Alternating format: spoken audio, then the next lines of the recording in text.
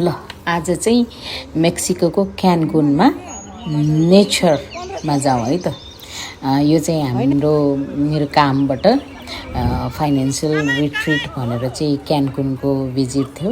हामी 70-80 जना नेपालीहरू थियौँ र त्यसमा हामी चाहिँ 12 जना जतिको ग्रुप मिलेर चाहिँ अब सबैजना एकैचोटि त हिँड्न सकिँदैन नि त। सो हामी चाहिँ घुम्नलाई गएका थियौँ, नेचरमा डाइभ हान्नलाई। हामीलाई चाहिँ टुर गाइडले चाहिँ यहाँ लिएर आयो। यो यस्तो राम्रो ठाउँ थियो, यस्तो क्रिस्टल क्लियर वाटर देख्नुभयो नि तपाईँहरूले होइन। जे होस् घुम्न जानलाई कामबाट त्यो पनि फ्यामिलीसहित जान पाउँदा त्यो अर्कै हुँदो रहेछ। हामी बुढाबुढी पनि गएको थियौँ र मौका पाएँ। त्यो मौकालाई हामीले चाहिँ त्यो अपर्च्युनिटीलाई ग्र्याब पनि गयौँ होइन।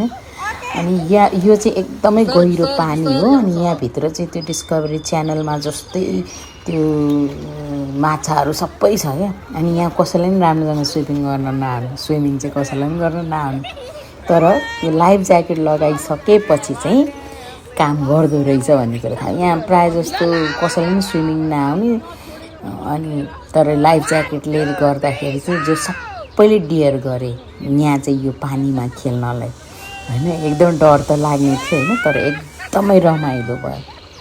यो लाइफमै पहिलोचोटि होला यसरी एडभेन्चरस काम गरेको होइन। एकदमै रमाइलो भयो।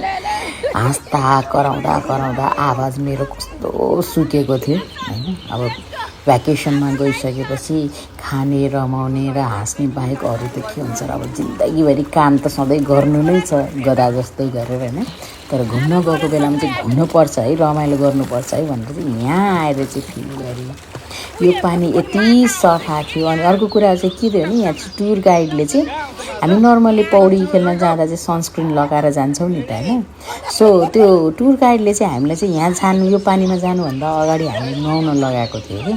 अनि किन होला, नर्मल झन् सनस्क्रिन लाउनुपर्छ भन्थ्यौँ नि त, तर यहाँ चाहिँ उनीहरूले त्यो पखाल्न लगाएको त पछि चाहिँ फिल गर्यो। किनभने यहाँ त यो त नेचर हो, प्लस यहाँ चाहिँ माछाहरू क्रिएचरहरू छ नि त। सो मेबी उनीहरूलाई इम्प्याक्ट पर्छ भनेर हामीहरूलाई पहिल्यै नुहाउन लगाएको थियो कि। अनि स्विमिङ गर्न नआए पनि लाइफ ज्याकेट लगाएर खुब रमाइलो गऱ्यो र गर्नुपर्छ। हामीले त इन्जोय गऱ्यौँ, तपाईँहरू पनि भिडियो हेरेर इन्जोय